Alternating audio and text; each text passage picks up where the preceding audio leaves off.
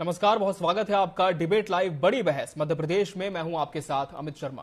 प्रदेश के पूर्व मुख्यमंत्री और कांग्रेस के राज्यसभा सदस्य दिग्विजय सिंह ने पिछले विधानसभा चुनाव में पार्टी की करारी पराजय के बाद एक बार फिर ईवीएम के खिलाफ मोर्चा खोल रखा है।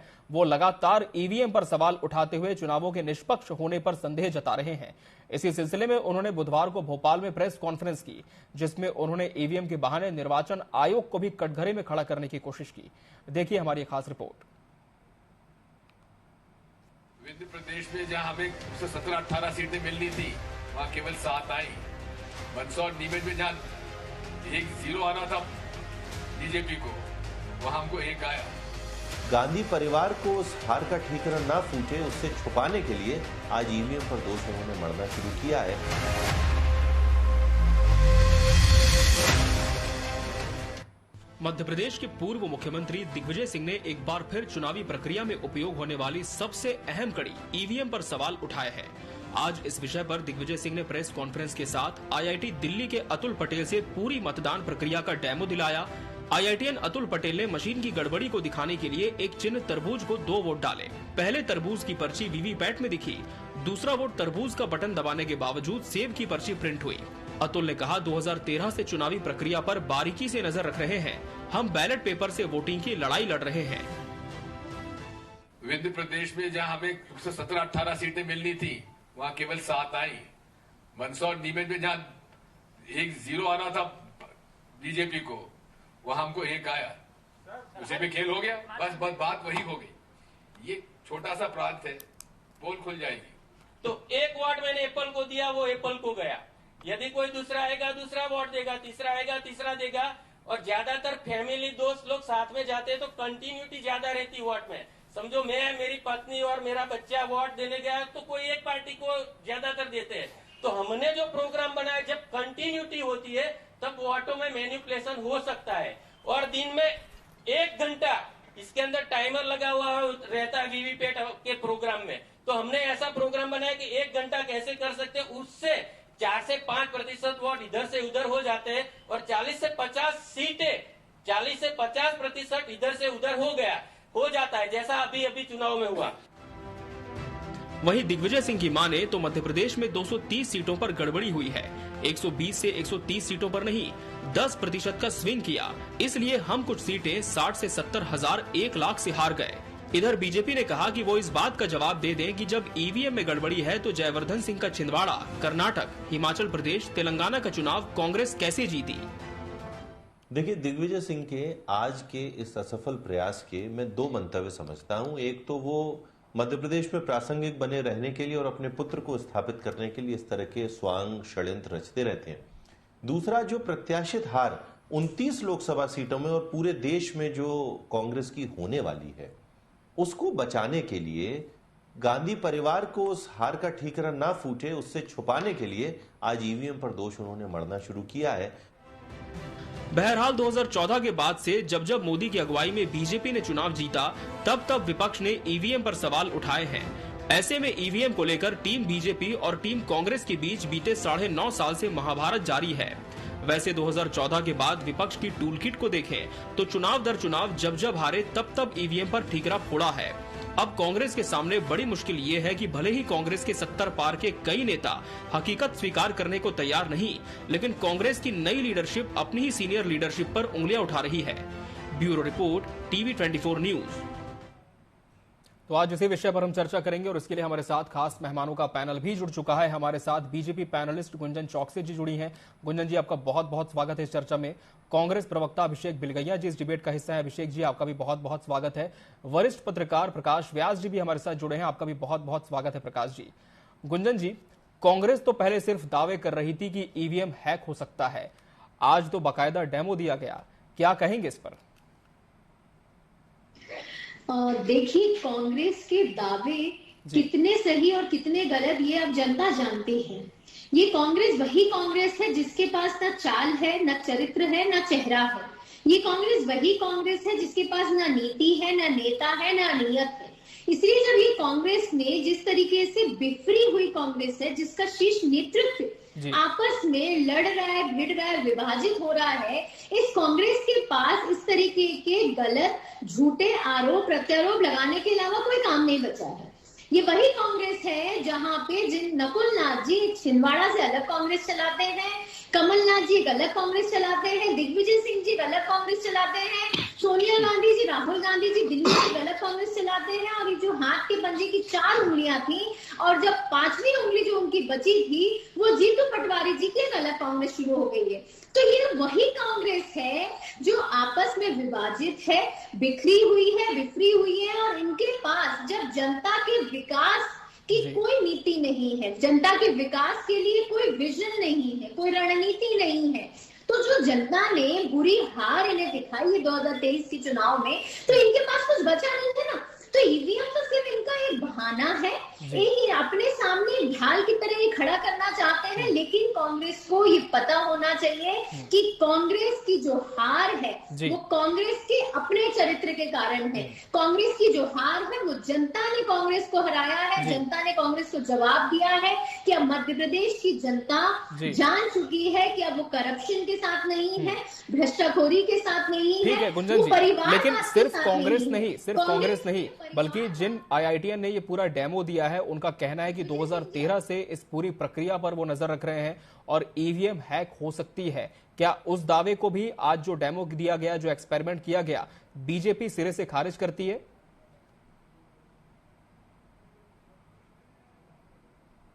जी, भारतीय जनता पार्टी का जो उद्देश्य है सबका साथ सबका विकास, और उस उद्देश्य के तहत भारतीय जनता पार्टी जनता के विकास के लिए कार्यरत है। और अब लोकसभा में भी जिस तरह मध्य प्रदेश में हमने देखा 2023 का चुनाव, अब हम 2024 के चुनाव में भी पूर्ण बहुमत से भारतीय जनता पार्टी आएगी। और कांग्रेस का ये जो बहाना है ईवीएम का, इसको जनता नकार चुकी है। चलिए ठीक है अभिषेक जी, बीजेपी हालांकि इस पर स्पष्ट जवाब नहीं दे रही कि आज जो पूरा एक्सपेरिमेंट था उस पर उसका क्या कहना है, लेकिन अब भी बीजेपी यही कह रही है कि जब जब कांग्रेस हारती है तब तब दोष ईवीएम को दिया जाता है। जी अभिषेक जी।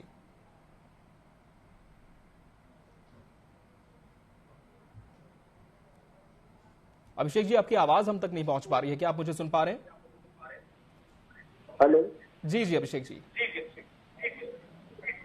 मैं ये कह रहा हूँ कि भारत को दुनिया में लोकतंत्र का सबसे बड़ा प्रतीक माना जाता है। एक प्रकार से लोकतंत्र की मां कहा जाता है दुनिया को। और अगर हम दुनिया को भरोसा नहीं दिला पाए, दुनिया को कई बड़े देश जो आज ईवीएम का इस्तेमाल कर रहे थे उन्होंने ईवीएम बंद कर दी। हमें सबसे पहले तो अपने देश की जो छवि है दुनिया में वो बनाए रखना है। पार्टियां एक अलग चीज है, लोकतंत्र की जो परिभाषा है और भारत की दुनिया में जो छवि है वो बनाए रखना है। आपके मोदी जी दुनिया के कितने बड़े नेता है, वैश्विक नेता है। आप भाई बैलेट पेपर से चुनाव क्यों नहीं करा देते? वो तो वैश्विक नेता है, नमस्ते ट्रंप करके आते हैं, वहां ट्रंप साहब को जिता देते हैं, कहीं विदेशों के चुनाव में हस्तक्षेप करके सभी विदेश के नेताओं को जिताते हैं। तो उन्हें ईवीएम को बैन करने पर और बैलेट पेपर से चुनाव कराने में क्या दिक्कत आ रही है? तो विश्व के नेता है भाई, उन्हें करना चाहिए। और कांग्रेस की कोई मांग गलत थोड़ी है भाई। ये दिग्विजय सिंह जी ने केवल ये कहा है कि मतदाता जो वोट करे उसको केवल ये पता होना चाहिए कि मैंने इस पार्टी को, फला व्यक्ति को वोट किया है। आज की स्थिति यह है कि लोकल में किसी भी व्यक्ति से पूछते हैं कि भाई कहाँ वोट दिया है, तो अभी तक तो लोग कहते थे कांग्रेस को वोट किया है, बीजेपी को वोट किया है। आज की स्थिति में लोग कहते हैं कि भैया हमने तो ईवीएम को वोट दिया है, उसने जिसको वोट दे दिया हो। ये आप प्रदर्शित कैसे करेंगे कि मतदाता का वोट जो जिसे चाहता है उसे मिला? ठीक है, वरिष्ठ पत्रकार प्रकाश व्यास जी का रुख कर लेते हैं। प्रकाश जी, अब लोकसभा चुनाव आ रहे हैं लेकिन इसके पहले फिर से ईवीएम की गूंज मध्य प्रदेश में सुनाई दे रही है।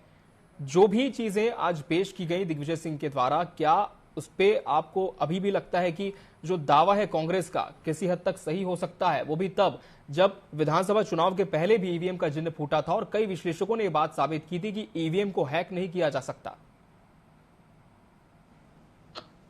चुनाव के पहले ये भी एक चुनाव की रणनीति का एक हिस्सा है, भाग है। दिग्विजय सिंह ने जो प्रेस कॉन्फ्रेंस रखी है वास्तव में वो उनकी निजी प्रेस कॉन्फ्रेंस थी, कांग्रेस की प्रेस कॉन्फ्रेंस नहीं थी। और विपक्षी दल 2014 से ही ईवीएम को लेकर सवाल खड़े करते रहे हैं जी। लेकिन आप देखिए ईवीएम का जो प्रणाली आरंभ हुई है वो किसके शासन में प्रारंभ हुई थी जी। और जहां तक लोकतंत्र की सवाल है, देश का लोकतंत्र सुरक्षित है जी। बाकी देश यदि ईवीएम का यूज नहीं कर रहे हैं और वापस बैलेट पेपर पे जा रहे हैं तो उसके पीछे कुछ मजबूती होगी। लेकिन भारत चूंकि बहुत बड़ी जनसंख्या है जी और वोटरों की संख्या किसी और देश 10 देशों को मिला है, उतना बड़ा देश हमारा लोकतंत्र का है। तो हमको उसको सुचारू बनाए रखने के लिए नई तकनीकों का प्रयोग करना पड़ेगा। हम पेपर बैलेट पे नहीं जा सकते। कुछ तकनीकी खामियां हो सकती है लेकिन तकनीकी खामियां जब तक किसी कोर्ट के द्वारा जी प्रमाणित नहीं की जा सकती तब तक ये सब चीजें हम चुनावी हथकंडे ही मानेंगे। जी जी। गुंजन जी, वरिष्ठ पत्रकार भी कह रहे हैं कि कहीं ना कहीं दिग्विजय सिंह की निजी प्रेस कॉन्फ्रेंस थी, एक चुनावी हथकंडा हो सकता है। लेकिन कांग्रेस की फिर से ही मांग कि जब इस पूरे सिस्टम पर संदेह है तो बैलेट पेपर से हम चुनाव क्यों नहीं कराते जैसा कि दूसरे देश भी करते हैं। देखिए, पहले तो कांग्रेस और दिग्विजय सिंह जी इस बात का जवाब दे कि ईवीएम किसकी देन है। ये कांग्रेस की ईवीएम लेकर आया था। कुछ जब ईवीएम से चुनाव कांग्रेस जीतती है तब तक उनके हिसाब से ईवीएम ठीक हो जाती है और जब कांग्रेस चुनाव हारती है तब तक उनके हिसाब से ईवीएम में सारे आरोप प्रत्यारोप लगाना शुरू कर देती है कांग्रेस। तो ये कहाँ का न्याय हुआ? पहले तो दिग्विजय सिंह जी इस बात का जवाब दें, क्या हिमाचल में ईवीएम से चुनाव नहीं हुए थे? क्या तेलंगाना में ईवीएम से चुनाव नहीं हुए थे? क्या कर्नाटका में ईवीएम से चुनाव नहीं हुए थे? तो जहां पर कांग्रेस आती है तो वहां पर ईवीएम इनकी ठीक कैसे हो जाती है? पहले तो ये जवाब दें। ये 2014 की बात करते हैं, तब मनमोहन सिंह जी की सरकार थी, तो क्या तब चुनाव आयोग मनमोहन सिंह जी के हिसाब से काम कर रहा था? ये पहले इन चीजों का जवाब दें। ये दिग्विजय सिंह जी की और ये कांग्रेस की अब आदत और फितरत हो चुकी है कि हर सरकारी संस्थानों पर आरोप प्रत्यारोप लगाना, सरकारी संस्थानों का अपमान करना, उन्हें निर्लज्जित करना, ये उनकी आदत और फितरत है। कभी ये सीबीआई को उठा लेते हैं, कभी ये ईडी को उठा लेते हैं। जहां जहां इनका करप्शन का काम चल रहा है, जहां जहां इनको हार मिल रही है, वहां वहां इन्होंने सिर्फ इल्जाम आरोप प्रत्यारोप लगाना शुरू कर दिया है। और अब ये चुनाव आयोग को भी लगा रहे हैं। अगर इन्हें इतना ही ईवीएम का प्रदर्शन करना था तो चुनाव आयोग ने जब इन्हें चुनौती दी थी कि आके ये साबित करें, तब क्यों नहीं गए ये? तब क्यों डर गए चुनाव आयोग से? तो अगर ये इस तरीके का एक झूठा प्रदर्शन करेंगे, सिर्फ जनता को भ्रमित करने की नीयत से करेंगे, तो इसमें जवाब देना भी मैं उचित नहीं समझती। ये जनता जानती है कि विकास कौन कर रहा है, जनता जानती है जनता का सेवा कौन कर रहा है, जनता कौन जनहित में फैसले ले रहा है। ये भारतीय जनता पार्टी है जो जनता जवाब दीजिए अभिषेक जी। चुनाव आयोग ने तो बिल्कुल बुलाया था, तब आपका प्रतिनिधिमंडल क्यों नहीं गया? ठीक है, जवाब ले लेते अभिषेक जी। चुनाव आयोग ने निश्चित तौर पर बुलाया था विधानसभा चुनाव के पहले, लेकिन तब कोई भी प्रतिनिधिमंडल या दल नहीं गया ईवीएम को चुनौती देने। और दूसरी बात जो गुंजन जी ने सवाल उठाया है कि जिन राज्यों में जीते, जिन विधानसभाओं में आपकी जीत हुई, वहां पर क्या ईवीएम ठीक थी, दूसरी जगह खराब? देखिए, सबसे पहले तो मैं ये बताना चाहूंगा कि लगभग पिछले 4 माह से समूचा विपक्ष चुनाव आयोग से समय मांग रहा है। चुनाव आयोग ने मिलने का समय नहीं दिया है। अभी कुछ दिनों पहले ये बहुत पिछल के मामला मीडिया में आया था। दूसरा मैं ये कहना चाहता हूँ कि कांग्रेस ईवीएम लाई थी, वीवीपैट बीजेपी लाई जी। ईवीएम जब आई थी तब उसमें सिस्टम नहीं डलता था, सिस्टम डलने लगा है वीवीपैट में। और जो आप कह रहे हैं चुनाव आयोग की बात, तो मैं दोहरा रहा हूँ कि चुनाव आयोग ने कोई भी समय नहीं दिया विपक्ष के किसी भी नेता को जी। और आप देखिए कि दिल्ली में जंतर मंतर पे कई दिनों से धरना प्रदर्शन चल रहा है जी।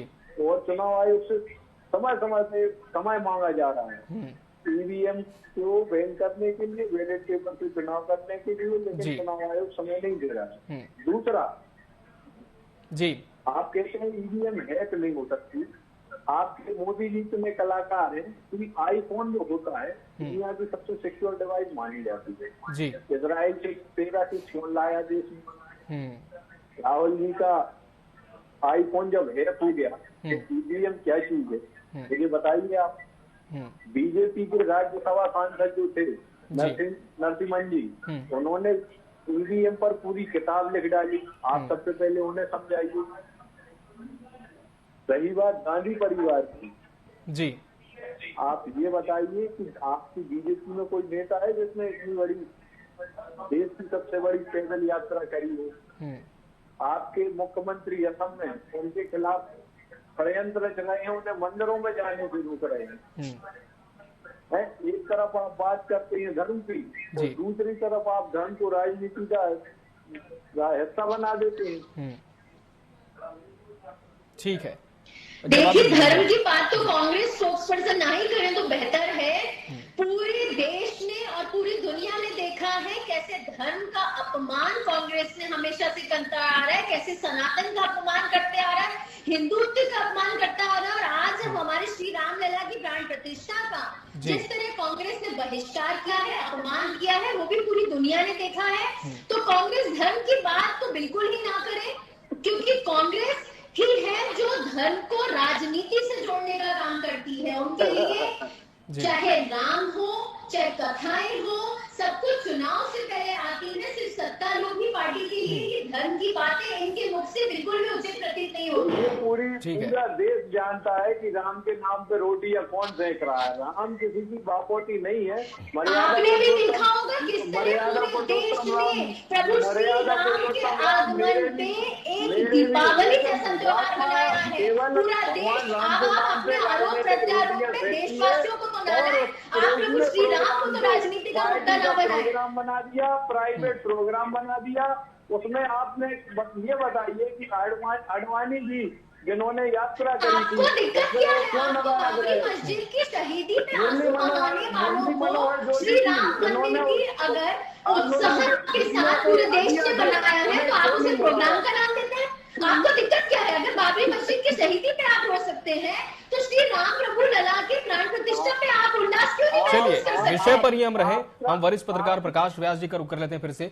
प्रकाश जी, ईवीएम पर एक बार फिर से बीजेपी कांग्रेस के बीच जंग छिड़ चुकी है। दिग्विजय सिंह ने कॉन्फ्रेंस में जो तमाम बातें की, जिस IITN से डेमो दिखाया, क्या लगता है कि कहीं न कहीं जनता को भी एक संदेश देने की कोशिश दिग्विजय सिंह कर गए हैं कि संदेह तो है और इस पर अब आवाज उठाने की जरूरत है?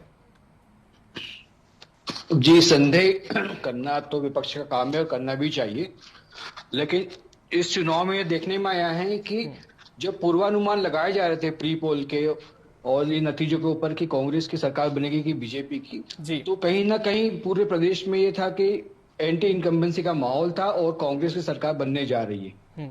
लेकिन जो अप्रत्याशित परिणाम सामने आए तो सभी को चौंका दिया। अब इसके पीछे ईवीएम जिम्मेदार है ये कहना तो मेरे ख्याल से बड़ी नाइंसाफी होगी जी।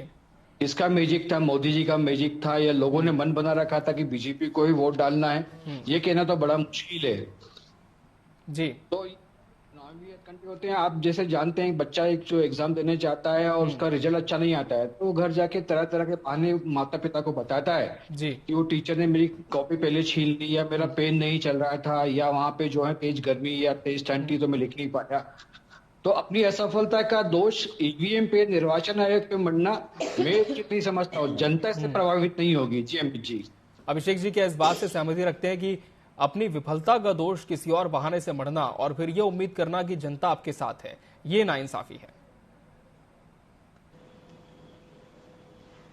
बीजेपी के वरिष्ठ नेता, कांग्रेस के वरिष्ठ नेता जी और आपकी मतलब मीडिया समूह का एक बहुत बड़ा हिस्सा, मतलब आप ये समझिए कि 90% मीडिया ने कांग्रेस की सरकार बनते हुए रहता है अपना वो जो सर्वे बताया था कि कांग्रेस की सरकार बन रही है। और मैं मानता हूं, मेरा व्यक्तिगत ये है कि ये बीजेपी की सरकार ने मध्य प्रदेश, राजस्थान और छत्तीसगढ़ की सरकार कांग्रेस से छीनी है और सरकार को लूट लिया है। मैं कहूंगा लूट लिया है सरकार को, कांग्रेस की सरकार को लूटा है इन्होंने। और जब तक इनके पास ईवीएम रहेगी तब तक इन्हें कोई नहीं हरा सकता, मैं मानता हूँ। और हमारी कोई दूसरी मांग नहीं है, हमारी केवल ये मांग है कि मतदाता जो अपना वोट करे वो उसके हाथ में आ जाए कि हाँ, और वो बैलेट पेपर में ईवीएम से वो पर्ची वीवीपैट से निकले, मतदाता के हाथ में आ जाए, मतदाता अपने हाथ में मतपेटी में वो अपना वोट डाल ले। केवल कांग्रेस की मांग इतनी ही है। मैं समझता हूँ कि ये कोई दुविधा वाली बात नहीं है। 5 साल में एक बार चुनाव आते हैं, गिनती 1 दिन की जगह 2 दिन हो जाएगी, लेकिन जनता को स्पष्ट पता चल जाएगा कि मेरी वोट कहीं खराब नहीं हुई है, या मेरी जनता ये नहीं कह पाएगी कि मैंने अपनी वोट ईवीएम को दी है। फिर जनता स्वतंत्र रूप से ये कह देगी कि मैंने फला व्यक्ति को, फला पार्टी को अपनी वोट करेंगे।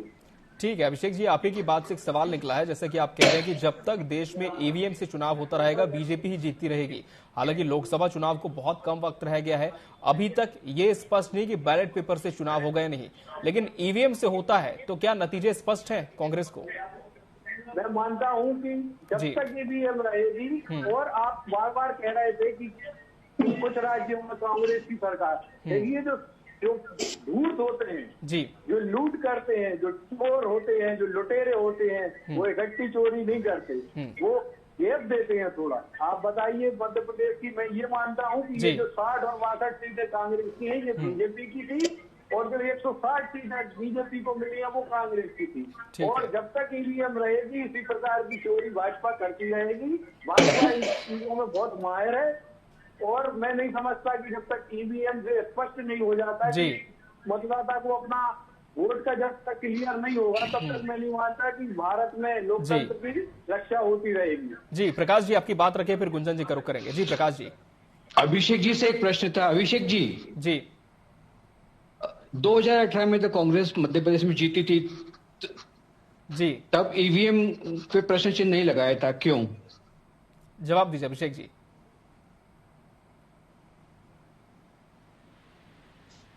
मोदी जी ने एयर स्ट्राइक करके वोट ले ली थी। अब पूरा विपक्ष इंडिया अलायंस जो है वो इकट्ठा हो गया है। मोदी जी के पास वोट परसेंट बचा है 35% जी, बाकी 66% इंडिया अलायंस के पास है। अब